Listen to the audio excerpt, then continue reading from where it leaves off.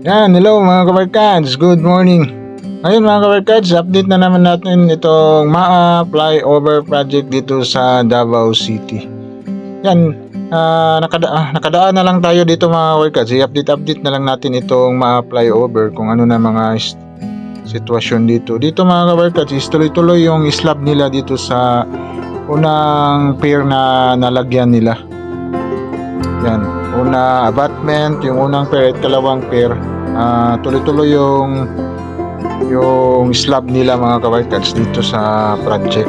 Hope na tuloy-tuloy na ito mga kabarkads, na next siguro is malagyan na nila ng girder dito sa area para makita din ng mga tao na ongoing project sila dito sa MAA flyover project. Kasi marami ng, although nag-widening na sila dito sa kabila mga kabarkas, hope na tuloy-tuloy yung widening nila dito para maiwas-iwasan na ang mga traffic dito sa area sa MAA flyover project. Yang i-update natin mga kabarkas, yan, let's go!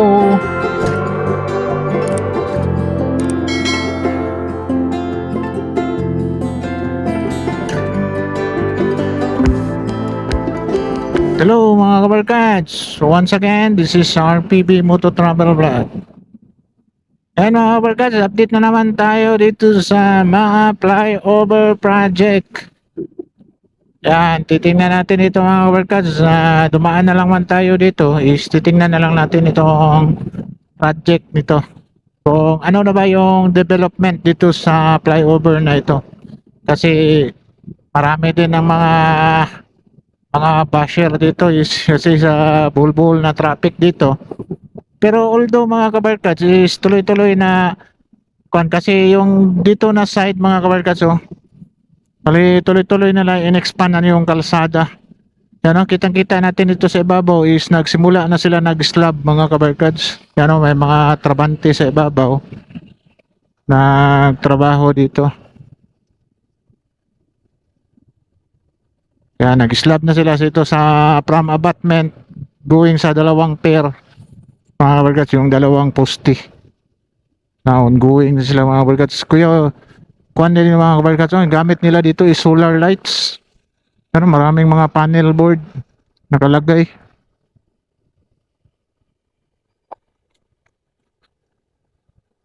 Yan, ongoing yung kuhan nila dito mga kabarkads. Yung kuhan nila ng slab. Yan, ito yung abutment. Yan, ito na yung landing area. Yun yung unang pair at dalawang pair. On the next dito mga kabarkads, kasi itong side dito mga kabarkads, bago pumunta doon sa kabila is yung crossing is may 5 poste yata. 1, 2, 3, 4, 5. 5 poste. Tapos abutment. Yan mga kabarkads, so nagkuha na sila sa siding para sa kanadaanan yata ng tao. Nilagyan nila dyan. Pero siguro wala sigurong dadaan na tao dito. Pero ganyan talagang design sa tulay mga kabarkads dahil sa railings. Lalagyan ng railings. May mga kabilya na sa taas mga kabarkads. Nag-mating na sila. Yan.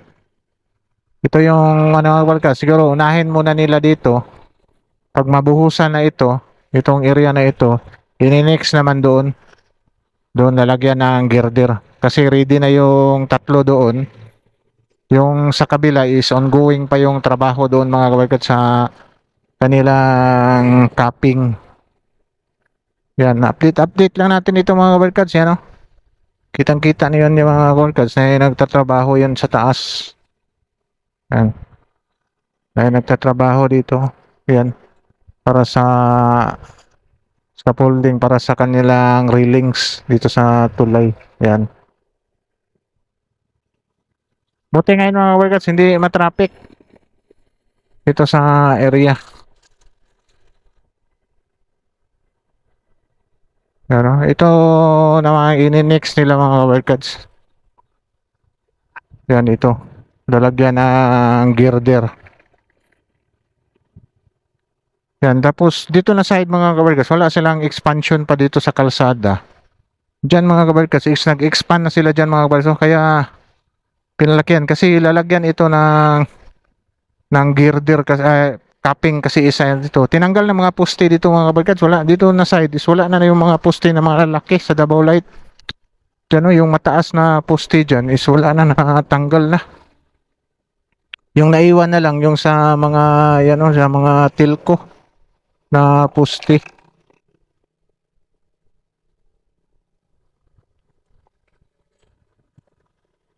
Yan. Ito na lang kulang mga kabarkas oh. Itong isang poste mag-capping. Pero hindi pa ito maka-capping kasi wala na madaanan. Kasi ito si Sir dito, nakausap natin dito si Sir, itong may-ari nito. Is matamaan itong tindahan niya. Kaso wala, hindi pa siya binabayaran. Nag-process pa siguro. Hindi pa niya pinagiba kasi walang bayad pa daw eh. Nakausap natin dito is malaki pa yung process nila. Diyan. Kaya kung maglagay ng capping dyan, tatamaan talaga itong kung na hindi na madaanan ng sasakyan. Kaya i-negotiate talaga ito para madaanan. Ito yung mahirap malagyan ng capping. Oh. Doon is nakuha na yung poste sa area. Yan, wala na poste. Ngayon mga kabarkads is matraffic siguro papasok dito kasi Sabado ngayon, open ngayon eh. Walang mga truck ban. Yan, dito is tuloy-tuloy yung capping nila dito. Yan, may mga tao sa taas yung mga steelman. Nasa ibabaw. Tapos doon is tapos na. Finishing na lang yun doon. Finishingan yung mga poste doon. Tapos ito yung mahirap doon sa cruising na talaga. Kasi kapag maglagay sila ng scaffolding dyan, wala nang madaanan dito. Dapat matanggal itong bahay, tindahan ni Zero. At itong mga poste na ito sa mga cable, yung mga tilko. Yan, doon ngayon natanggal na yung malaki. May sa tilko pa na iwan. Kasi yan na yung bago nila na poste na nilagay. Diyan na yung label. Yan. Tapos doon mga kabarkas na widening sila doon mga kabarkas para madaan na ng mga sasakyan. Widening yung area. Kaso lang hindi na tayo makapunta doon kasi masyadong matraffic. Yan.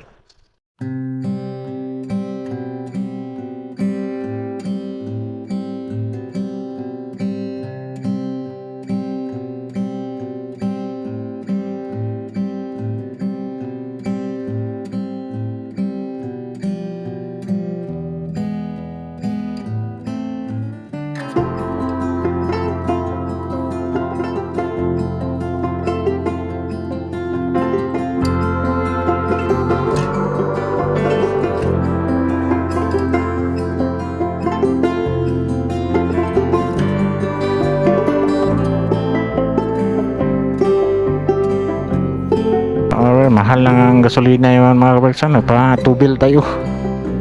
Mahal ng gasolina. Yan, tuloy tayo mga kabarkas. Dito sa update natin sa flyover dito sa MAA. Siguro tuloy-tuloy na ito mga kabarkas. Sana. Hope na tuloy-tuloy.